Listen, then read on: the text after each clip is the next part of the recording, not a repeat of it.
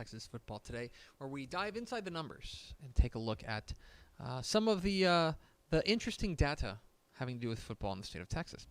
And so if you go to texasfootball.com for subscribers, or if you have your magazine, which subscribers have their magazine, you can see our rankings for the 2023 Texas high school football season.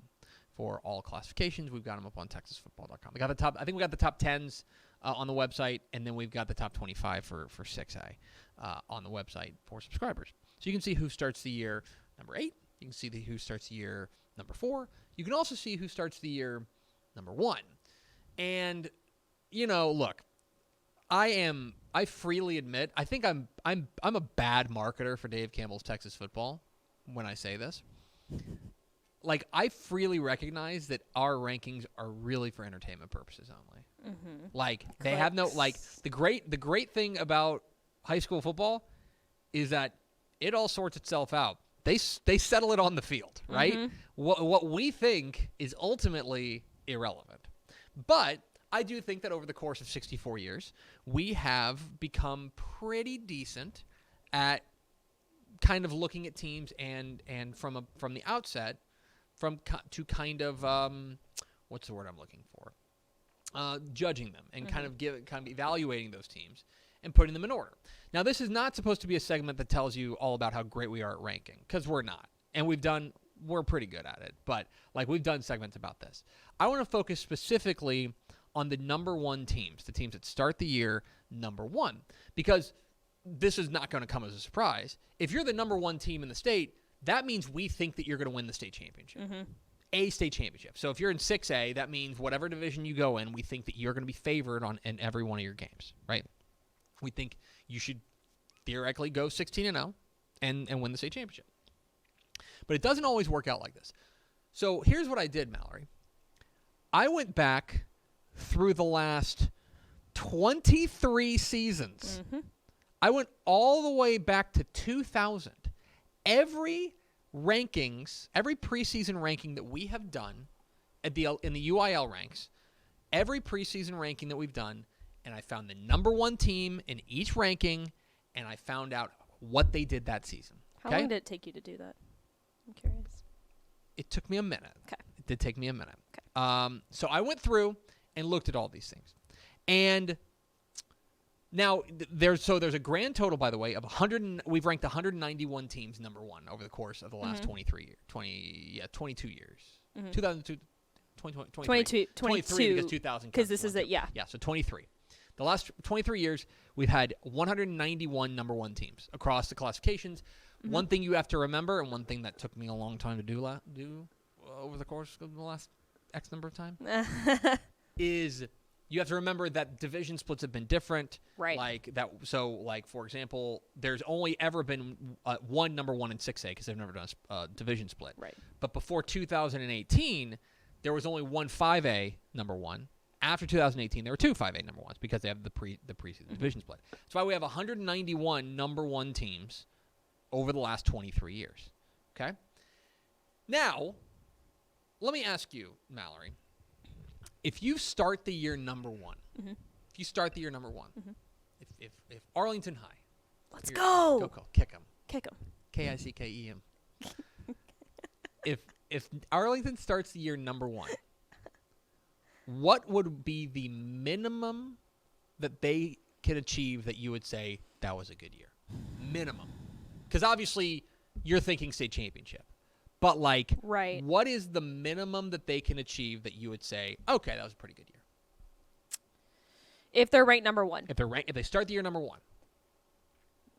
Minimum. I'd have to say, you're expecting them to at least make it to AT&T You think Stadium. state championship? Yes. Or state maybe not game. necessarily win, but it has to be close. You have to I think, at least make it there. Okay. Yes.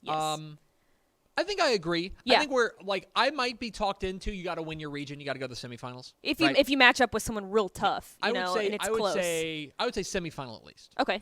Yeah.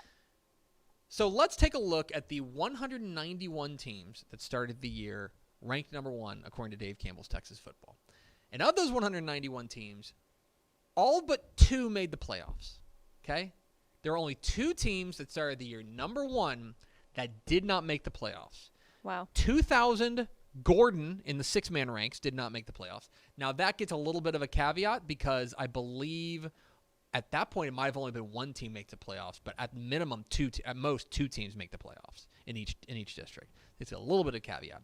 The other one, 2001 West Orange Stark, started the year number 1 in 4A Division 2, finished 5-5 and missed the playoffs. So, but 98, if you're the number 1 team in Dave Campbell's Texas football, we're saying you can book your playoff hotel. Yeah. You can go, and first round of the playoffs, you're going to be Should there. be an easy ride. You there, should yeah. be there. 94.7% of them, so almost 95% of our number 1 teams make it to the second round. They make it to the second round, which means they win a first-round playoff game, or there was a small window of time where in 3A where you got a first-round bye. Mm-hmm. So 181 out of 191, 94.7. There were a few that lost. For example, 2003 Lufkin lost in the first round of the playoffs. Let me see if I can sort this real quick. They lost in the first round of the playoffs. The most recent team to start the year number 1 and lose in the first round of the playoffs was in 2017 when Cameron Yo started the year number 1 in 3A Division 1, and they've lost in the first round of the playoffs. They were also 4-7 that year. So at that point, it probably wasn't necessarily a surprise, right? So 95% of the time, again, you can probably book yourself into the second round at least. We talked about the difference This is a between big dip. the semifinals, right? Yeah. Winning your region to make a state semifinals, 61.7% of the teams made the state semifinals. They started the year number 1. They went to the state semifinals, right? So what we were talking about, we would say that of those number 1 teams, if you consider semifinals a successful year, almost 62% of them did that. Okay? Then you get to a title game. More than 50% of our number 1 teams over the last 23 years have made it to a championship game. That's a lot higher than I would probably expect. Wouldn't you? I think that is over 50%. I was a little surprised. Yeah. I was a little surprised that we, and again, this is not, I don't intend this to be us patting ourselves on the back type segment. 50% surprised me when I looked at this, that you've got a 50-50 shot. If you start the year number 1, historically, you have a 50-50 shot of making it to AT&T Stadium. Right. That's kind of crazy. Yeah. You have a 50-50 shot. And then, at the very top, 38.7%. That's the number. 38.7. 74 of the 191 teams won their state championship that year. Okay?